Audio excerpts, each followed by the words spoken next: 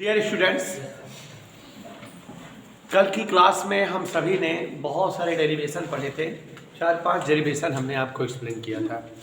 और बच्चों, ये ऐसा लेसन है जिसका नाम है gravitational and motion of satellite. ठीक है, 2 लेसन एक साथ पढ़ा रहे हैं और आपने देखा था कि एक एक डेरिवेशन, एक एक थ्योरी अच्छे से एक्सप्लेन करते हुए चल रहे हैं। जो बच्चे क्लास गैप कर दिया करें वो लोग प्लीज़ जो वीडियो पढ़ने की पड़ी रहती हैं चैप्टर वाइज, उन वीडियोज को देख करके थोड़ा सा प्रयास किया करिए समझने का। ये संभव नहीं है कि केवल वीडियो ही देखकर आप पढ़ सको। ये ज़रूरी है कि आप क्लास भी लो, वीडियो भी देखो, तब जा करके कंप्लीट समझ में आ जाएगा, है ना। फिलहाल अब मजबूरी है, अगर नहीं आते हो आप लोग तो वीडियो देख लिया करिए। आपकी हेल्प के लिए मैं इतना तो करता ही हूँ कि वीडियोज बना देता हूँ। आप लोग उसको मान लो क्लास मिस हो गई कोई तो घर पे देख लो, तैयार हो जाता है। और भगा होगा कि नहीं, एकदम स्पीड थोड़ा सा तेज करके पूरा एकदम शुरू से अंत तक देखोगे तो आपको कुछ देर बाद लगने लगेगा कि हाँ आप क्लास में बैठे हो। वैसे कल की डेट में हम लोगों ने बहुत सारी चीज़ें पढ़ी थी, जैसे स्केप एनर्जी क्या है, स्केप वेलोसिटी क्या है, और आपको पढ़ाया था ऑर्बिटल वेलोसिटी क्या है, सैटेलाइट्स क्या है, ये बहुत सारी चीज़ें एक्सप्लेन किए थे। तो विजेता जी, जैसा कि आप जान रही हैं सैटेलाइट क्या है ये आप समझते हैं। हमने आपको बताया था कि ग्रहों से एक निश्चित दूरी बनाकर ग्रहों की परिक्रमा करने वाले पिंड, वही बैठ जाओ, ग्रहों से एक निश्चित दूरी बनाकर ग्रहों की परिक्रमा करने वाले पिंड उपग्रह कहलाते हैं। All the substances moving around planets are known as satellites. समझ में बेटा, ऑल द substances moving या revolving around planets are called satellites। बच्चों, बहुत सारे प्लैनेट्स के सैटेलाइट्स का नेम हमने बताया था। जैसे हमारी अपनी अनोखी ग्रह नीला ग्रह पृथ्वी चाची है। पृथ्वी का एक नेचुरल प्लैनेट सैटेलाइट है चंद्रमा। पृथ्वी का एक जो है प्राकृतिक उपग्रह चंद्रमा है।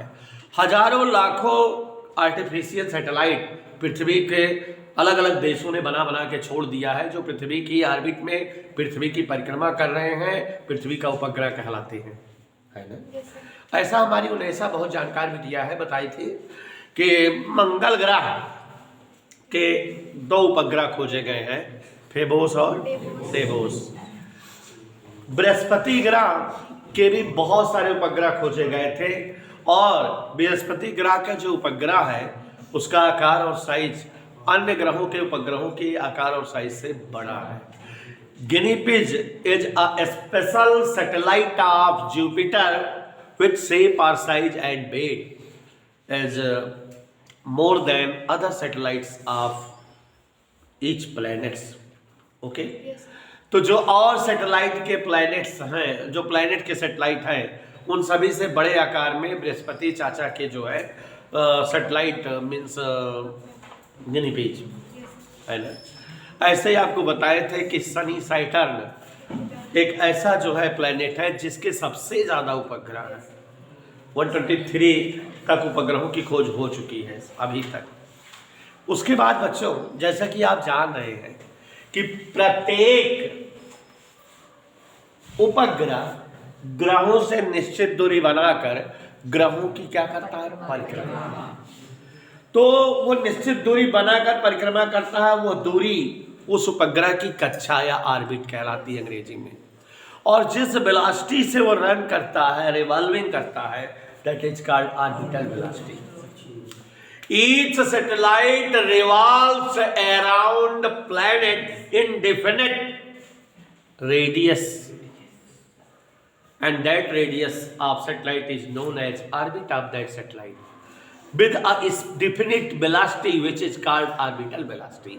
जिस निश्चित वेग से चक्कर करता है उसका वो वेलोसिटी या वेग ऑर्बिटल वेलोसिटी होती है, और जितनी दूरी कि ऑर्बिट में चक्कर करता है वो उसकी ऑर्बिटल रेडियाई या ऑर्बिट होती है।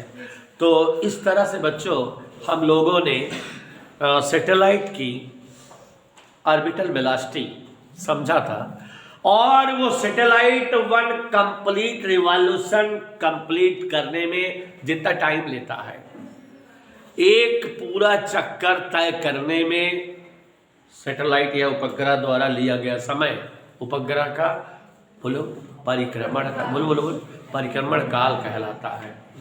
कोई भी उपग्रह किसी ग्रह की परिक्रमा, एक पूरी परिक्रमा करने में जितना समय लगाता है उसे हम उपग्रह का क्या कहते हैं? परिक्रमण। प्यारे बच्चों, क्या हुआ विजेता? उपग्रह का कोई बोलेगा नहीं, कच्छी भी कल इसका डेरिवेशन कराए थे और हम फिर से एक बार आपके सामने रखने जा रहे हैं। Shivanshu Dhan, orbital velocity of satellite V suffix orbital velocity of satellite. हमारे बीच हमारी प्यारी सी जो है बालिका सोनम मोर के उपस्थित है, तो सोनम जी थोड़ा सा ध्यान दीजिएगा। यहाँ पर देखिए जरा, कल हम ये डेरिवेशन कराए थे। स्क्वायर जी अगर आप देख रही हो तो ये किसकी फोटो हम बनाने का प्रयास कर रहे हैं? स्क्वायर जी किसका फोटो बना रहे हैं? धरती माता। इज्जत से तो ये हमने जो है धरती माता का जो है काल्पनिक फिगर बनाया है और ये इसका सेंटर है, इसका मास ऑफ अर्थ, पृथ्वी का द्रव्यमान, और ये इसकी रेडियाई है, रेडियस ऑफ अर्थ, पृथ्वी की त्रिज्या। अब पृथ्वी एक ग्रह है, प्लेनेट है, तो इसकी परिक्रमा करने वाला पिंड क्या होगा? उपग्रह। मान लेते हैं कोई यहाँ एक सैटेलाइट या उपग्रह है एम द्रव्यमान का, जो पृथ्वी तल से, ये तल है पृथ्वी का सरफेस, तल से, ध्यान से देखो, पृथ्वी तल से एच ऊंचाई पर होकर पृथ्वी की परिक्रमा, this mass of M is revolving around Earth, और इस का जो वेलोसिटी होगी वही हम जो है ऑर्बिटल वेलोसिटी कहेंगे। इसे हम क्या कहेंगे बेटा? याद आया? पृथ्वी तल से कितनी हाइट पर है?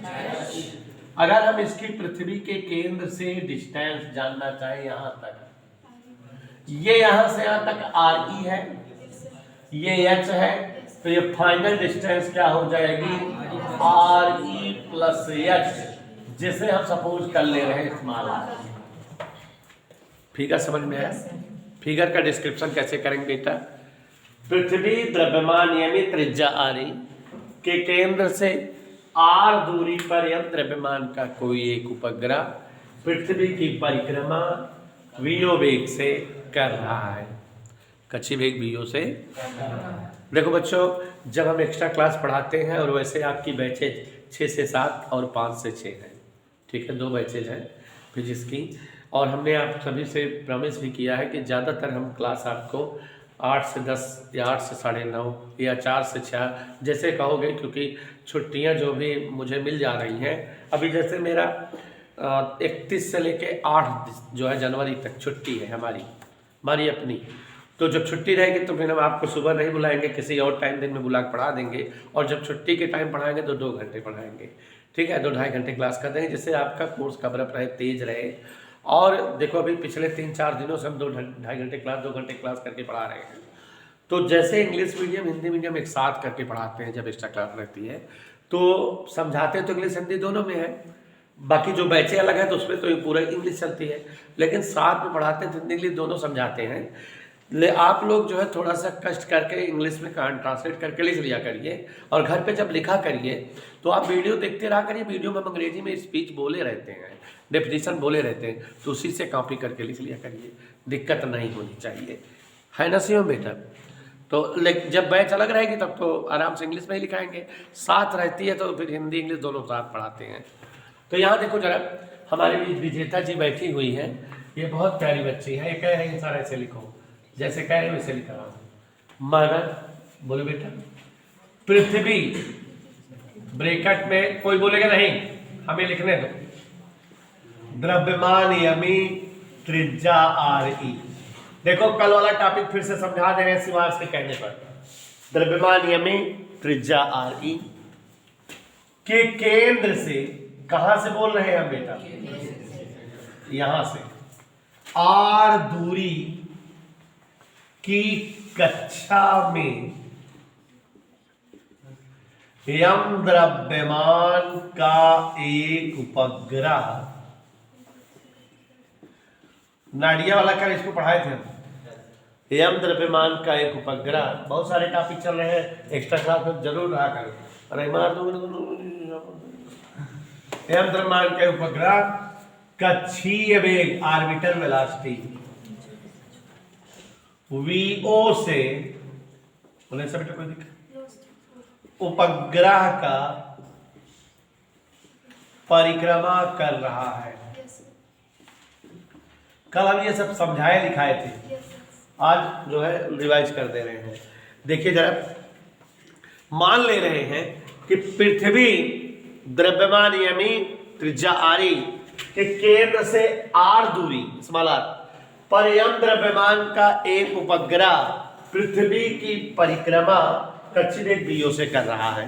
विजेता जी अंग्रेजी में कैसे बात करेंगे? Late us suppose that a substance of mass m, small m, is moving around earth having mass m, radius re, in a orbit of r radius with orbital velocity v. समझ में आया? Let us suppose that a particle of mass m is moving around earth in r radius orbit with orbital velocity v. Okay, लिख लोगे ना बेटा? समझ आई बात?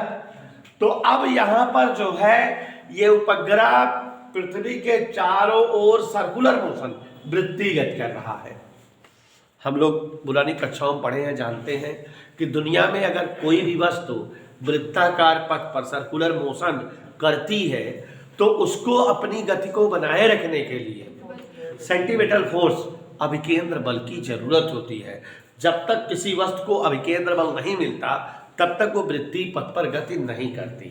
अभिकेंद्र बल कहीं न कहीं से मिलना चाहिए।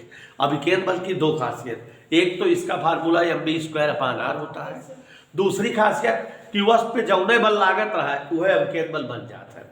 जैसे इलेक्ट्रॉन चाचा, कौन नाभिक के चारों ओर वृत्ताकार पथ पर गति करते हैं तो उनको अभिकेंद्र बल चाहिए।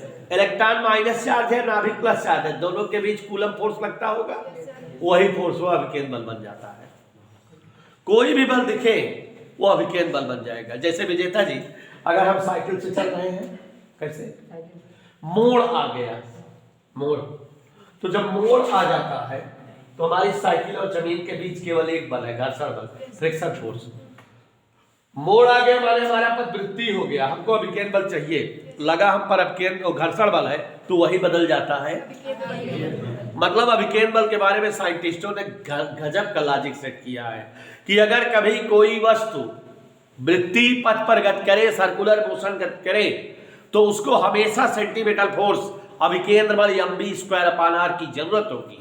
और आप जिस बल को वहां लगा हुआ देखो, समझ जाओ कि वही बल बन जाएगा अभिकेंद्र बल। इधर के लिए उदाहरण के तौर पे जैसे मोड़वा पे घर्षण बल बन जाता है, इलेक्ट्रॉनवा जब नाभिकवा के चारों ओर चक्कर कर रहा है वहां वैद्युताकर्षण बल बन जा रहा है अभिकेंद्र बल। तो वैसे जब ग्रह हो किसके चारों ओर चक्कर करते हैं? सूर्य के। तो जब ग्रह सूर्य के चारों ओर वृत्ति करते हैं तो उनको भी अभिकेंद्र बल चाहिए। और ग्रह और सूर्य दो पिंड है तो उनके बीच न्यूटन चाचा वाला बल लगता है, गुरुत्वाकर्षण बल। When any ग्रह moves around sun, then total gravitational force in between them becomes centripetal force। तो ग्रह और सूर्य के बीच जो गुरुत्वाकर्षण बल होता है वही बदल जाता है। पक्का पक्का, ठीक है।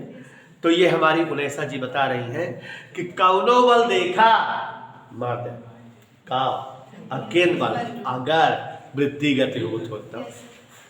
देखो इसके मुंह में पानी आ रहा है, लार बहुत आ रही है, इसको खाने पीने की चीजों का नाम लेने जा रहे हैं। जैसे दूध होता है, दूध व्हाट, उसको खैलर से जब मथा जाता है, मथा जाता है, ध्यान से सुनो, दूध है, दूध को हम मथते हैं खैलर से, जानते हो ना खैलर, जैसे राउंड राउंड होता है। तो इसका मतलब हम दूध पे बल लगा रहे हैं और दूध के अणुवृत्ति गति कर ले। ध्यान समझना क्या बता रहे हैं। तो जब दूध पर बल लगा रहे हैं, दूध के अणुवृत्ति गति कर ले, उन पर हम अवकेंद्र बल दे रहे हैं, तभी तो उनके अणु जो है गोल गोल घूम रहे हैं, वृत्ति कर रहे हैं। उस दूध में देयर आर दो चीजें, दूध में दो प्रकार के अणु हैं। एक बेटा दूध के अणु है जो बहुत भारी वेटेज होते हैं, दूसरा क्रीम या मलाई वाले अणु होते हैं जो हल्के होते हैं। दूध में दूध और क्रीम दोनों शामिल होती है ना। क्रीम के कण हल्के हैं और दूध के कण क्या है, और आप जो है मथ रहे हो, बल दे रहे हो, तो आप तो समान ताकत दिए उस दूध में, तो दूध में दो जने हैं, दो जने को बराबर ताकत मिली। अब एक चीज बताओ कि अगर कोनो भारी आदमी रहन, ओका बल लगाए तो वो धीरे धीरे चल पाए ना भाई। अगर 50 न्यूटन ताकत 100 किलोग्राम के वस्तु पे लगा दी तो बेचारा रसे रसे चल पाए, और एक वस्तु हल्की बा वह ताकत हल्के वाले पे लगा दी तो ढेर चले लगे ना। तो जब जो है दूध और क्रीम मिक्स होते हैं, लेकिन दूध को खैलर से मथा जाता है, तो दूध पर सेंटीमीटर फोर्स अप्लाइड किया जाता है। दूध और क्रीम जो उसके अंदर क्रीम के कण है, दोनों को समान मात्रा का जो है अभिकेंद्र बल मिलता है। लेकिन दूध वाले कण भारी होते हैं, इसलिए वो धीमी गति से और छोट के वृत्ति पथ पे चलते हैं। क्रीम वाले कण हल्के होते हैं, इसलिए वो बड़े वृत्ति पथ पे और तेज तेज चलने लगते हैं। वजह मतलब आपने फूट डाल दिया, दूध में दूध और क्रीम दोनों अलग कर दिए, दूध बीचे में घूमता है और क्रीम किनारे किनारे, तो वो कांच के अलग कर देते हैं, दूध से क्रीम अलग हो जाती है। तो कभी कभी पूछता है कि दूध से क्रीम अलग कैसे होती है या क्यों हो पाती है, तो it is the reason centimetre force. तो भाई जब हम सेंटीमीटर फोर्स के बारे में सेंटीमीटर फोर्स के बारे में बात कर रहे थे कि अभिकेंद्र बल क्या होता है, अब तो याद हो जाना चाहिए। दो खासियत, पहली खासियत तो जैसा कि आप जो है अंजन मंजन जी जान रहे हो कि ये बात हमेशा विजेता बेटा फिजिक्स पढ़ो, अपने अंदर ढाल दो। दुनिया में कभी कोई वस्तु अगर वृत्ति पथ पर गति करेगी तो उसको कौन से बल की जरूरत होगी, एंड देयर आर दो खासियत फॉर अभिकेंद्र बल। पहली, ये बेचारा mv²/r हो जन्म धरती रही, और दूसरी जौने बल हुआ दिखात रहा है सरगे का हुआ बन जाए अभिकेंद्र बल।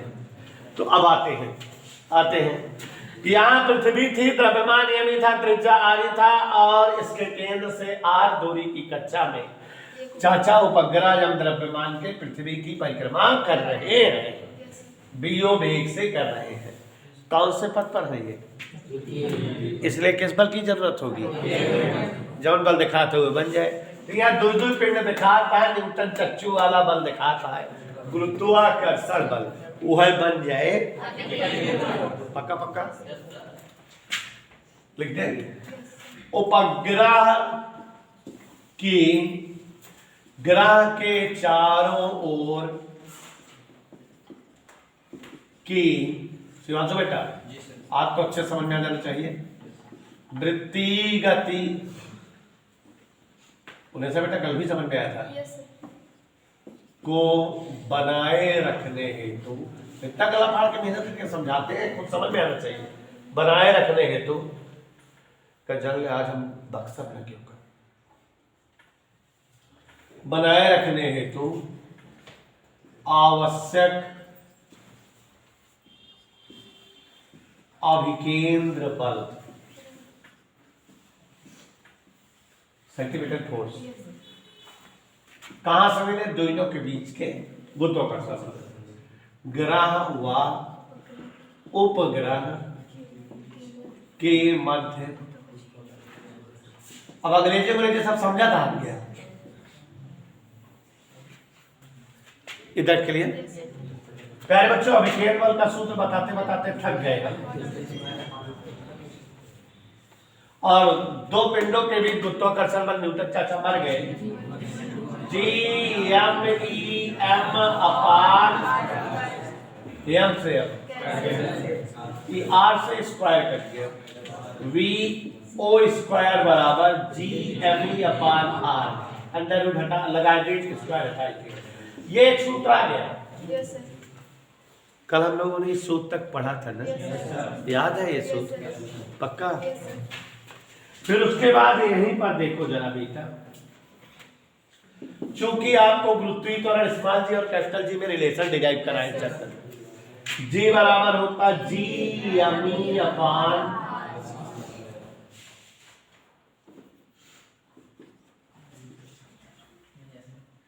तो शब्द कर दो, जी एम ई बराबर हम रख सकते हैं, तो कक्षीय वेग बीओ बराबर जी एम ई हटा के अपान में स्मॉल आर। देखो क्या बच्चों यहां तक डेरिवेशन हो गया था? इसके आगे तक नहीं हुआ था, यहां तक हो गया था। तो कल हम लोग यहां तक पढ़े थे, यहां तक जाने थे, समझ में आया? क्लियर हो गया सबको? सुंदर बेटा, कोई दिक्कत? तो कोई भी उपग्रह अगर पृथ्वी की परिक्रमा करता है तो उसका कक्षीय वेग under root G M E upon R या under root G R E square upon R E plus H होता है। अब यहाँ पर एक विशेष बात, अगर उपग्रह पृथ्वी के बहुत नजदीक हो, पृथ्वी के बहुत निकट हो, अगर उपग्रह पृथ्वी के बहुत निकट हो, पृथ्वी के बहुत पास में हो, अब आप समझो पृथ्वी की त्रिज्या कितनी है? यहां से यहां तक 6400 किलोमीटर, और अगर ये उपग्रह पृथ्वी के बहुत नजदीक हो, 4-5 किलोमीटर ऊपर हो, तो 4-5 6400 तुल्यम नगण्य है कि नहीं? तो यहां पर देखो एक टॉपिक बनता है, ध्यान से देखिए, पृथ्वी के अति निकट परिक्रमा करते हुए उपग्रह हेतु, ऐसा कोई उपग्रह हो जो पृथ्वी के, नहीं मानोगे, कोई उपग्रह पृथ्वी के माने एच का मान वेरी वेरी लेस फ्रॉम, पृथ्वी की त्रिज्या की तुलना में एच बहुत, तो एच जो है बहुत कम है, माने नगण्य होगा, मतलब आर ई प्लस एच को हम लगभग आर ई लिख सकते हैं, एच नगण्य हो गया। इसलिए कक्षीय वेग ऑर्बिटल वेलोसिटी उपग्रह की VO equal under root G R E square, ये है नीचे आर ई प्लस एच को क्या लिखेंगे? इधर ओके बेटा, ये स्क्वायर ये कट गया, तो वीओ बराबर याद रहेगा। तो ये डेरिवेशन हो गया पृथ्वी के अति निकट परिक्रमा करते हुए उपग्रह के कक्षीय वेग या ऑर्बिटल वेलोसिटी का। इसका मान भी निकाल सकते हैं हम, कैसे? वीओ बराबर अंडर रूट जी की जगह 9.8, आर की जगह 6.4 गुणे 10⁻⁶, दशमलव हिया खा लेनी 10⁻⁴ हो गए, 64 बचा, 64 वर्गमूल या 98 49 गुणे 2, 49 वर्गमूल 7, 10⁻⁶ के 4 के वर्गमूल 10⁻2, 8 सते 56 गुणे 1.414 गुणे 10⁻²। ये आ जाएगा 7.92 गुणे 10⁻³ मीटर पर सेकेंड। इसको हम लिख सकते हैं VO बराबर 7.92 किलोमीटर पर सेकेंड, या VO बराबर नियरली इक्वल टू 8 किलोमीटर पर सेकेंड। मतलब हमारे समझ में आया कि पृथ्वी के अति निकट परिक्रमा करते हुए उपग्रह का कक्षीय वेग ऑर्बिटल वेलोसिटी 8 किलोमीटर पर सेकेंड होती है। अब बच्चों एक खास बात जो उन्हें जान रही हैं कि अगर हम कौनो पिंड, कौनो बैग, कौनो मनई, कौनो थैला कुछ ले कांधे पिला दी अब पृथ्वी कक्षा में पहुंच जाए, माने पृथ्वी बहुत नजदीक और हुआ मशीन लगाए कि ओकर वेग 8 किलोमीटर पर सेकेंड रह दी, ओकर वेग कितना कह दी और बाद चलाई तो वो जौन बेचारू है वो पृथ्वी को उपग्रह बने हैं जिंदगी में जौन है पृथ्वी के चारों ओर, ठीक है ना। तो ऐसे समस्त पिंड जिनका वेग लगभग 8 किलोमीटर पर सेकेंड होता है पृथ्वी के अति निकट होकर पृथ्वी की परिक्रमा करने लगते हैं। तो पृथ्वी के अति निकट पृथ्वी की परिक्रमा करने वाले पिंड का कक्षीय वेग √GRE फार्मूला होता है और मान होता है 8 किलोमीटर पर सेकेंड। समझ है बेटा? कोई डाउट बेटा? तो हम उपग्रह द्वारा ग्रहों की पूरी एक परिक्रमा करने में लगा समय उपग्रह का परिक्रमण काल कहलाता है। अंग्रेजी में बात करें तो कैसे बोलेंगे बेटा? Total time taken by the satellite for one complete revolution of planet is called time period. इधर क्लियर? तो प्यारे बच्चों यहाँ ध्यान दीजिएगा सभी लोग, आपके सामने हम रख रहे हैं उपग्रह के परिक्रमण काल का डेरिवेशन और हम चाहते हैं कि आप सभी लोग ध्यान दीजिए। कक्षीय वेग और परिक्रमण काल दोनों ही डेरिवेशन बहुत इंपॉर्टेंट है।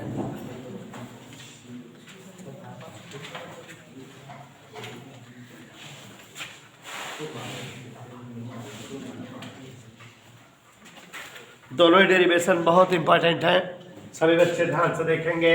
उपग्रह का परिक्रमण काल और दोनों ही डेरिवेशन इंपॉर्टेंट बहुत ज़्यादा है। अंग्रेजी आप समझ रहे हैं, time period of satellite, time period of, हाँ स्क्वायर जी आप तो पुराने जानकार हैं, यहाँ ये फिगर से आप समझ गए होंगे।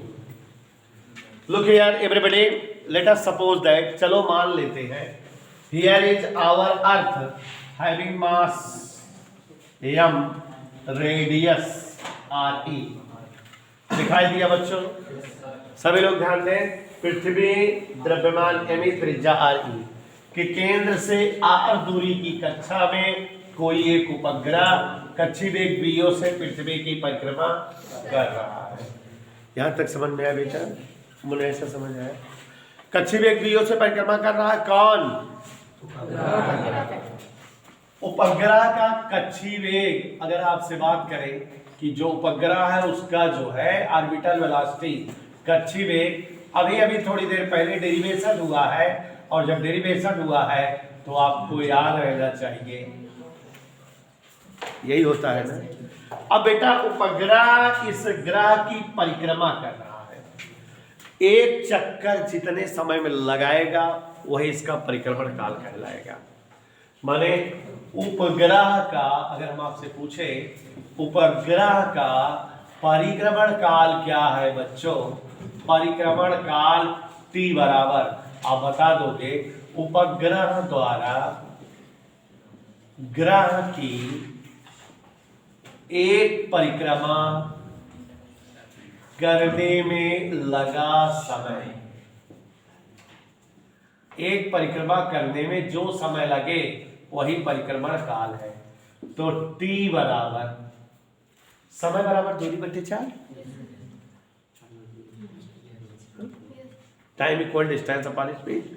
तो एक चक्कर तय करने में चली गई दूरी बटे 4। ग्रह की एक परिक्रमा तय करने में तय दूरी बटे उपग्रह की कौन सी चाल? कच्ची चाल।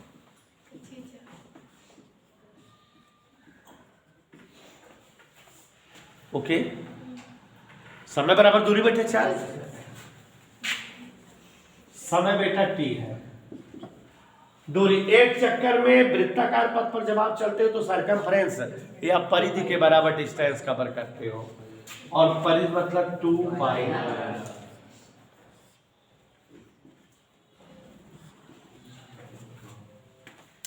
Any doubt? आगे बढ़ो। 2 पाई आर अंडर रूट, यहां नीचे जी एम ई है, ये आर ऊपर गया, ये आर तो अंडर रूट के बाहर है, अगर इसको अंडर रूट के अंदर लिखना चाहे तो मैथ का सेटलमेंट तो बेटा क्या math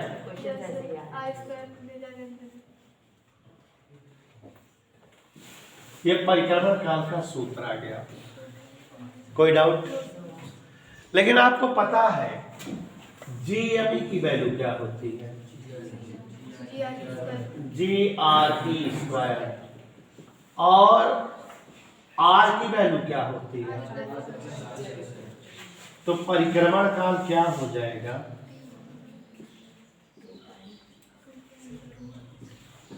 2 pi under root RE plus H whole cube upon GRE।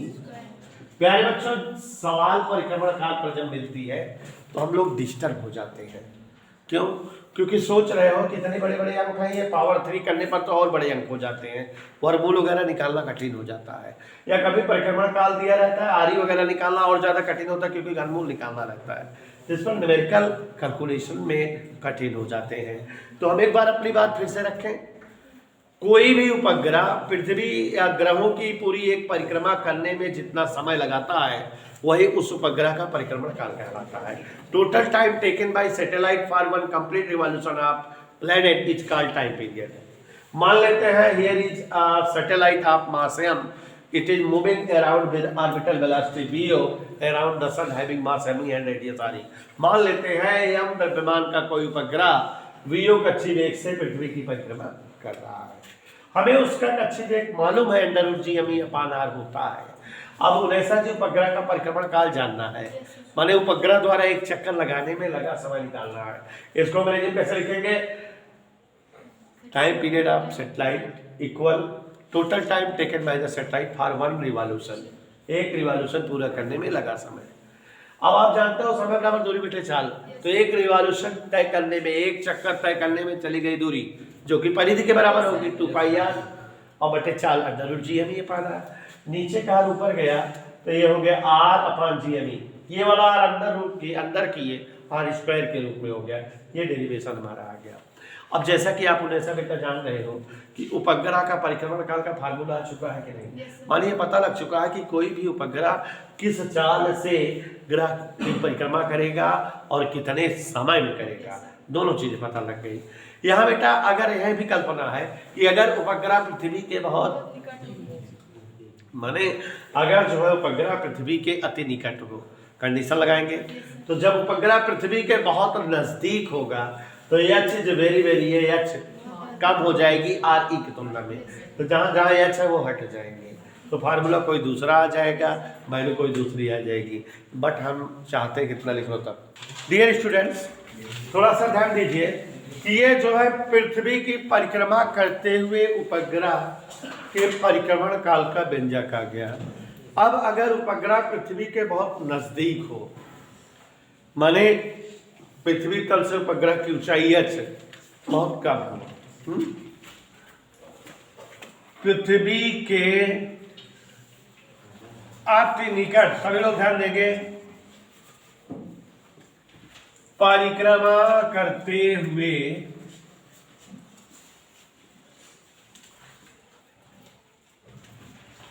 उपग्रह हेतु मानव ध्यान जरा देखो, अगर कोई उपग्रह पृथ्वी के बहुत नजदीक हो, a satellite which is much nearer to the earth, जो पृथ्वी के मीन्स उसके लिए एच क्या होगा मुनेसा? बहुत कम। तो Asmit done are E plus H की लगभग वैल्यू क्या हो जाएगी बेटा? और कब टी बराबर?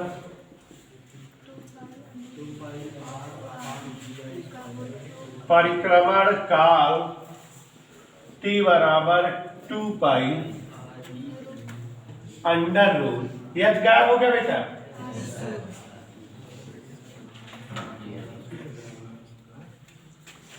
बोर्ड पर देखो, यही हो जाएगा।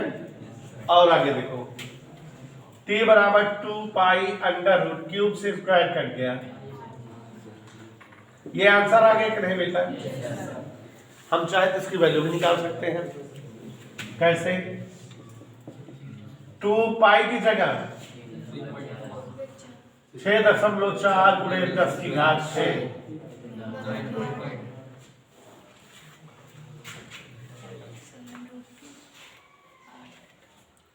ठीक है बेटा, कोई दिक्कत? और ये लगभग 85.8 मिनट या 86 मिनट आ जाता है। माने पृथ्वी के अति नजदीक जो उपग्रह पृथ्वी की परिक्रमा करता है 1.5 घंटा भी नहीं लगता, पृथ्वी की पूरी एक परिक्रमा कर लेता है।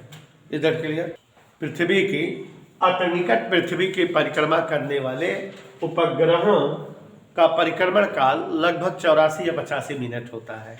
ठीक है, एग्जैक्टली 84.7 होता है, तो हम लोग जो है उसको 84 मिनट मान लेते हैं। ठीक बेटा, बहुत तेज चलता है। हाँ प्यारे बच्चों, ध्यान दीजिएगा, जैसा कि आप सभी जान रहे हो, हम लोग कल तक की क्लास में पढ़ चुके हैं, समझा भी चुके हैं, डेरिवेशन भी करा चुके हैं कि अनंत से किसी वस्तु को पृथ्वी तल तक लाने के लिए जितना भी कार्य किया जाए वस्तु की गुरुत्वीय स्थितिज ऊर्जा होती है, ग्रेविटेशनल पोटेंशियल एनर्जी, और उसका फार्मूला निकलवा चुके हैं -GMEM/r है ना। तो अब यहां बताना ये चाहता हूं, ये पृथ्वी है, इससे कुछ दूरी बनाकर कोई एक उपग्रह इसकी परिक्रमा कर रहा है। तो अगर उपग्रह परिक्रमा कर रहा है तो कुछ ना कुछ उसमें वेग है, कक्षीय वेग, ऑर्बिटल वेलोसिटी, उससे रन कर रहा है ना। इसका मतलब उसमें गतिज ऊर्जा है। पक्का? उपग्रह में कौन सी ऊर्जा है? और वो पृथ्वी के गुरुत्व क्षेत्र में है, नहीं तो बाहर अनंत में चला जाता, चक्कर कहां कर पाता। और अगर कोई वस्तु गुरुत्व क्षेत्र में है तो उसमें कौन सी ऊर्जा है? गुरुत्वीय स्थितिज ऊर्जा है। तो माने किसी भी उपग्रह के परिक्रमण के दौरान उपग्रह में 2 प्रकार की ऊर्जाएं होती हैं। कौन कौन बेटा? गतिज ऊर्जा और दोनों जोड़ दे तो उपग्रह की ये संपूर्ण ऊर्जा आ जाएगी। इधर क्लियर? नहीं समझ में बेटा? देखो, उपग्रह की संपूर्ण ऊर्जा, धीरे धीरे विजेता बेटा समझो, तुम तो जानकार हो। फाइनल एनर्जी ऑफ सैटेलाइट, क्या बोले हम? फाइनल एनर्जी या टोटल एनर्जी ऑफ सैटेलाइट। सभी लोग पहले ध्यान से समझो तो मैं समझाऊं। सपोज करते हैं कि अर्थ है द्रव्यमान त्रिज्या के केंद्र से r डिस्टेंस पर कोई एक उपग्रह पृथ्वी की, और जब पृथ्वी की परिक्रमा कर रहा है तो ऑर्बिटल वेलोसिटी कर रहा होगा। किसी भी बॉडी में मोशन होता है तो उसमें काइनेटिक एनर्जी होती है, कितनी होगी? माना यम द्रव्यमान का एक उपग्रह पृथ्वी के केंद्र से r दूरी, ये सब समझ रहे हो ना, की कक्षा में वो किस वेग से?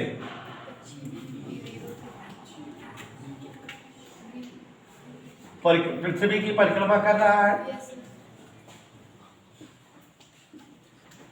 चित्र तभी वाला याद आ गया? Yes sir. चित्र नहीं बना रहे, वही बना लीजिएगा आप लोग खुद, वही वाला चित्र। पृथ्वी तल से ऊंचाई ऐसे है, उपग्रह की पृथ्वी तल से ऊंचाई क्या है?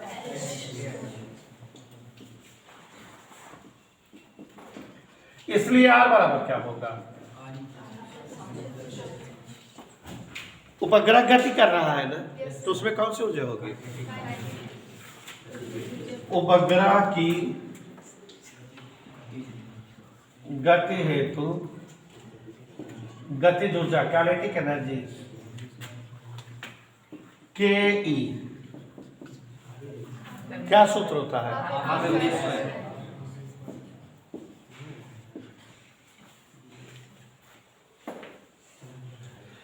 और कोई भी वस्तु जब पृथ्वी के क्षेत्र में होता है तो उसमें पोटेंशियल एनर्जी होती है, गुरुत्वीय स्थितिज ऊर्जा। उपग्रह की गुरुत्वीय स्थितिज ऊर्जा, पोटेंशियल एनर्जी, इसका फार्मूला ये था, याद आया? Yes sir. तो संपूर्ण ऊर्जा, एक ऊर्जा ये है कि जोड़ने तो फाइनल ऊर्जा नहीं आ जाएगी, इसलिए उपग्रह की, नेसा बेटा कोई दिक्कत? अब विजेता को समझ में आ गया, के ई प्लस ई, माना थे बच्चों? Yes sir. गतिज ऊर्जा फार्मूला क्या है?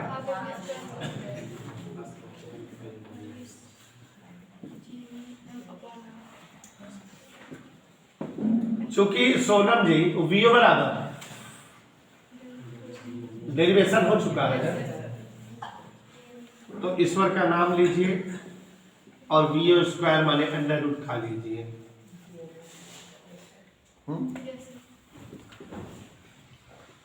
यकीन मानिए मेरा, यहां क्या लिखा है? Half G M upon R, यहां क्या लिखा है? G M upon R. आज आपको घटाना बताएंगे, जी एम अपान आर ही होगा कॉमन हो गया, हाफ माइनस एक का कॉमन ले तो आधा बचे, ये माइनस एक, माइनस हाफ बचे कि ना? हाफ में से एक घटाओ तो रे आधा है, और ये क्या आ गई बेटा? है ना? उपग्रह की क्या आ गई? तो कोई उपग्रह जब पृथ्वी की परिक्रमा पृथ्वी की कक्षा में करता है तो उसके लिए उसकी जो है संपूर्ण ऊर्जा minus G M upon R होती है ना। तो पृथ्वी कक्षा बना रहता है, चिन्ह अगर बदल दे तो ये जो प्लस कर दे तो पृथ्वी की कक्षा से बाहर हो जाएगा कि नहीं? और उपग्रह को पृथ्वी की कक्षा में लाने के लिए या कक्षा से दूर करने के लिए जितने ऊर्जा की रिक्वायर्ड होती है, that is called binding energy of उपग्रह, उसे उपग्रह की बंधन ऊर्जा कहते हैं। तो ये संपूर्ण ऊर्जा है, चिन्ह बदल दो तो कौन सी ऊर्जा हो जाएगी? बंधन ऊर्जा। इधर क्लियर?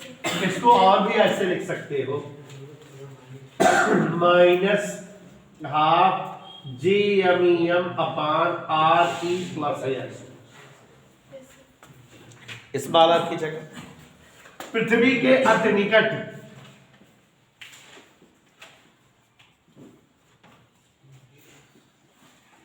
उपग्रह हेतु क्या कम हो जाता है? तो उसकी ऊर्जा क्या हो जाएगी?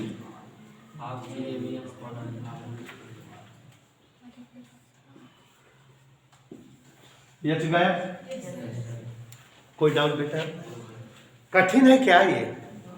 भाई उपग्रह गति कर रहा है तो गतिज ऊर्जा है, और पृथ्वी के क्षेत्र में है तो गुरुत्वीय स्थितिज ऊर्जा है, दोनों ऊर्जा जोड़ दिए टोटल ऊर्जा आ गई। समझ आ गया? है? तो लिख लीजिए, हम बोल रहे हैं पृथ्वी की परिक्रमा करते हुए उपग्रह में पृथ्वी की परिक्रमा करते हुए उपग्रह में उपग्रह की गति के कारण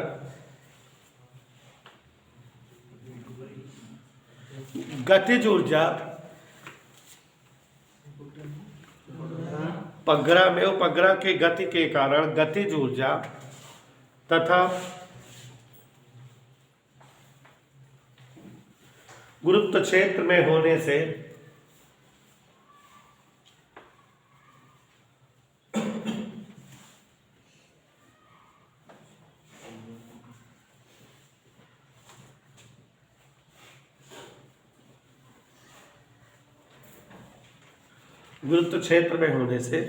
गुरुत्वीय स्थितिज ऊर्जा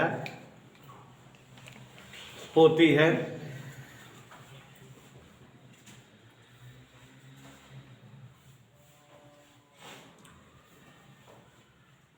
अर्थात उपग्रह की गतिज एवं गुरुत्वीय स्थितिज ऊर्जा उपग्रह की गतिज एवं गुरुत्वीय स्थितिज ऊर्जा का संपूर्ण योग उपग्रह की संपूर्ण ऊर्जा कहलाती है।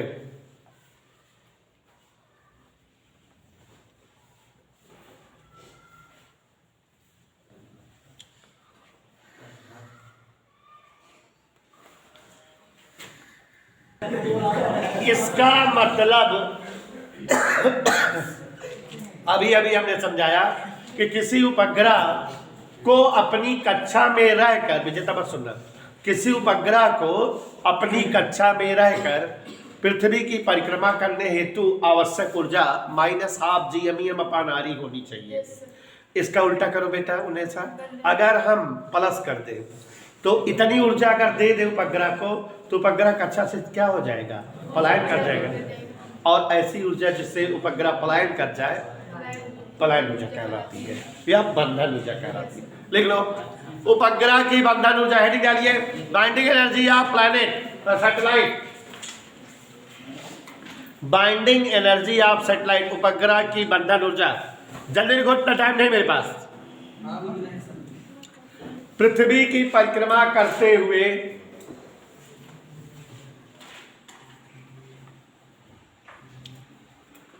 उपग्रह को अपनी कक्षा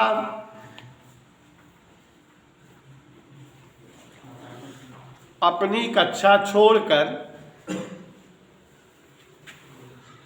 पलायन कर जाने हेतु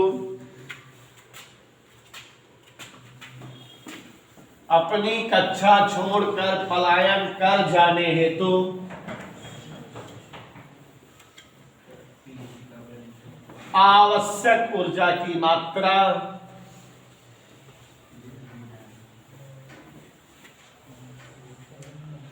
उपग्रह की बंधन ऊर्जा कहलाती है। उपग्रह की बंधन ऊर्जा कहलाती है। अंग्रेजी में लिखिए, समझ लीजिए, चाहे लिख लीजिए।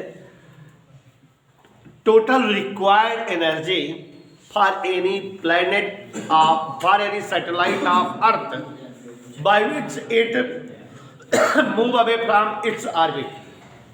क्या बोले बेटा विजेता? Total required energy for any satellite of earth for which it moves away from its orbit,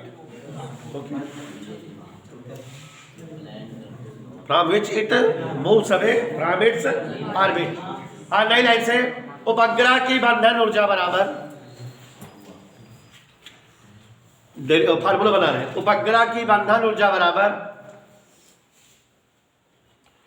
उपग्रह को पलायन कर जाने हेतु ऊर्जा, उपग्रह को भाग जाने हेतु ऊर्जा, माने टू फ्ली अवे या फिर फ्ली अवे माने पलायन करना, कर जाने हेतु आवश्यक ऊर्जा, उपग्रह को पलायन कर जाने हेतु आवश्यक ऊर्जा बराबर माइनस, अब माइनस लगा देंगे क्या हो जाएगा बेटा? उल्टा, बराबर माइनस उपग्रह को अपनी कक्षा में बने रहने हेतु ऊर्जा। नहीं समझे होंगे सर? उपग्रह को कक्षा में बने रहने हेतु ऊर्जा माने माइनस रिक्वायर्ड एनर्जी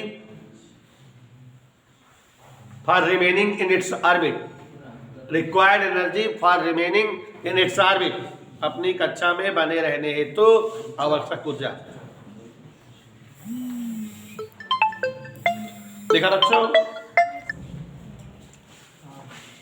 लिखा बराबर माइनस बंधन ऊर्जा binding energy minus binding energy बराबर नहीं, बाइंडिंग एनर्जी नहीं, संपूर्ण एनर्जी माइनस संपूर्ण एनर्जी, बाइंडिंग एनर्जी नहीं, संपूर्ण एनर्जी माइनस संपूर्ण ऊर्जा, यही तो ये हो जाएगा प्लस हाफ GMEM अपान RE। ये किसी उपग्रह की क्या होती है बेटा? बंधन ऊर्जा। हो नहीं गया? हाँ, ये डेरिवेशन हो गया, ठीक है। बंधन ऊर्जा माने संपूर्ण ऊर्जा का माइनस, समझा तो दिए। हाँ बेटा, छोटा सा डेरिवेशन कराने जा रहे हैं, ध्यान से देखिए। छोटा डेरिवेशन, वेरी स्मॉल। कैसा डेरिवेशन? आपको हमने बताया था स्क्वायर जी कि इस चैप्टर में बहुत सारे डेरिवेशन हैं, छोटे छोटे। 2 डेरिवेशन और करा देंगे, चैप्टर फिनिश हो जाएगा, चैप्टर खत्म होने वाला है। तो ऐसे चैप्टर पूरे गणितीय चैप्टर है, मैथमेटिकल लेसन है। 2 के दोनों एक साथ पढ़ाए हैं, न्यूमेरिकल दोनों का साथ साथ कराएंगे, मजा भी आएगी। अब चैप्टर खत्म हो जाएगा तो कराएंगे, बिना चैप्टर खत्म करे थोड़ी करेंगे। अभी 2 हेडिंग है। हाँ इधर देखिए, हेलो, हेडिंग डालिए, हेडिंग डालिए उपग्रह के, हमारे साथ हेडिंग डालिए कक्षीय वेग व पलायन वेग। 2 नंबर का सवाल आता है, VE में संबंध, escape velocity and orbital velocity में relation, relation for escape velocity and, relation for escape velocity and orbital velocity. तो अब आप ध्यान दीजिएगा, स्क्वायर जी ऑर्बिटल वेलोसिटी क्या होती है सोच के बताइए आप लोग। VO equal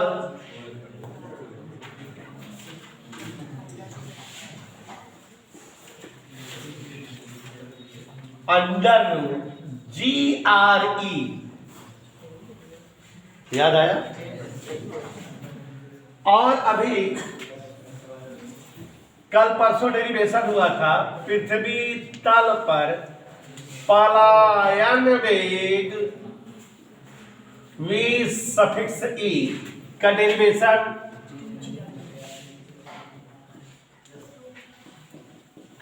√2 √GRE। Any doubt?